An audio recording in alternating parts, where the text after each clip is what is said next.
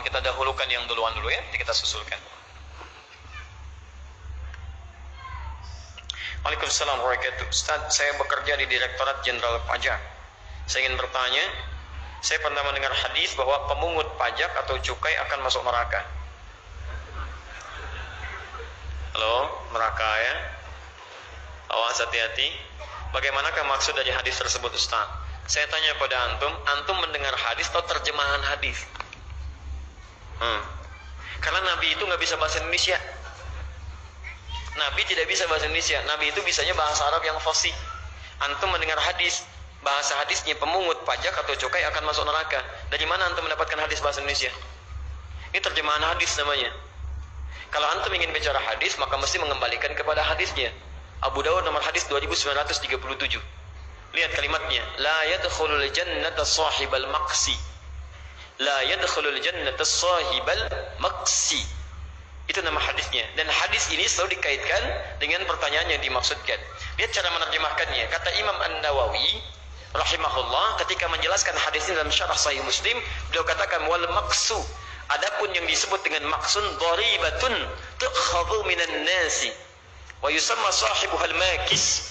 Dharibatun setiap pungutan liar yang diambil dari masyarakat, pungutan liar yang dipaksakan diambil dari masyarakat.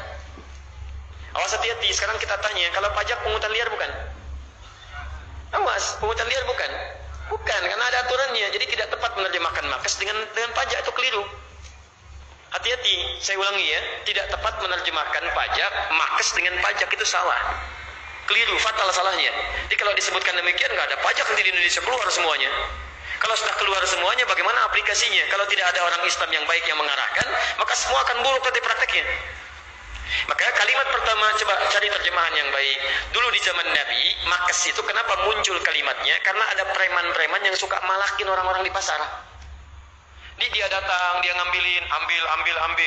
Ini pajak bagian dari keamanan. Sebutnya bagian keamanan, ambil. Pungutan liar. Makanya disebut dengan makes. Adapun istilah pajak, itu zaman-zaman Islam pun dikenakan kepada non-muslim yang hadir di wilayah muslim. Namanya disebut dengan jizyah. Seakar dengan kata jaza. Jaza itu balasan dari jasa yang diberikan. Ada jasa dari pemerintahan wilayah Islam. Bagi orang Islam tidak perlu bayar bagian dari jasanya, karena mereka membayar zakat. Dari zakat itu dikumpulkan, disimpan di Baitul Mal, diberikan kembali pada orang-orang yang membutuhkan, kemudian disupport oleh pemerintah untuk mendapatkan kebaikan. Adapun non-muslim karena hadir di wilayah Islam dan dia tidak berzakat, nggak diambil zakat, maka kompensasinya diambil dari jizyah namanya.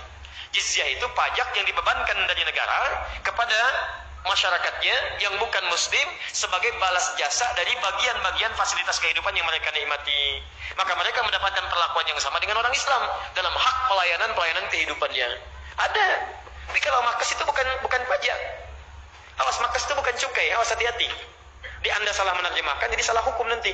Besok orang pajak mengundurkan diri semua gitu kan. Jadi ini bagian yang pertama. Tapi pertanyaannya sekarang, bagaimana pajak yang dibenarkan oleh syariat? Itu maksudnya. Jadi kalau pajaknya ada, tapi bagaimana praktek pajak yang dibenarkan? Itu yang kemudian harus dikomentari lebih jauh. Paham sampai sini?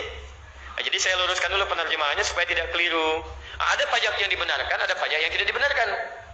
Apa pajak yang tidak dibenarkan? Salah satunya tadi, pungutan-pungutan yang tidak masuk dalam kategori hukum yang dibenarkan sehingga menjadi liar.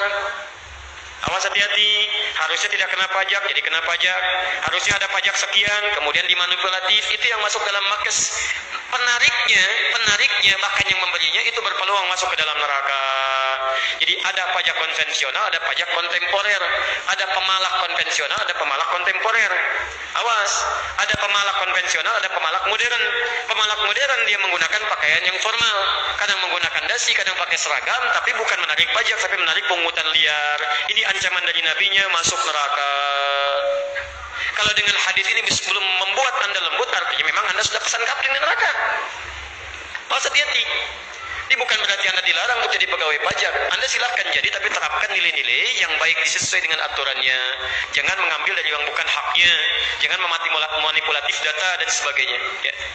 Yang kedua, sistem hukum yang mendekati riba, itu pun dihindari.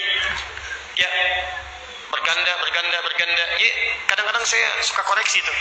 Makanan misalnya. kita masuk ke restoran, kita yang makan, kok kita bayar pajak? Dan saya tanyakan pada orang pajak, ternyata nggak ada apa pajak makanan katanya. Itu yang bikin pajaknya orang restorannya. Restoran kan bukan petugas pajak.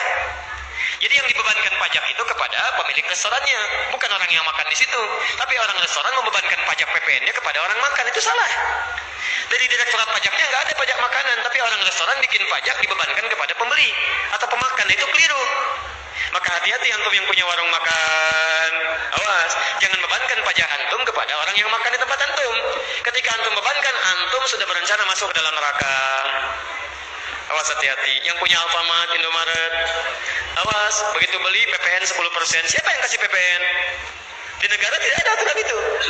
Jadi kalau antum cantumkan sendiri, antum yang bikin-bikin. Awas, hati-hati. Itu yang disebut dengan sahibul maks. Sahibul maks. Yang konvensional kita doakan ya, awas. Yang manusia-manusia bebas itu, free man. Diserap ke dalam bahasa Indonesia di preman gitu kan. Baik, ayo masuk ke pasar-pasar, ngambilin. Nah, kita doakan. Ayo, jadi preman yang soleh ya. Preman yang soleh ya, yang membentengi orang-orang di pasar dari keburukan-keburukan. Yang baik-baik itu kerjakan, yang buruk ditinggalkan. Jadi, saya jawab satu pertanyaan dulu dari sini. Pertama saya katakan, makes itu bukan pajak, tapi yang dimaksud adalah dharibah atau pungutan liar. Allah Ta'ala alam bisawab.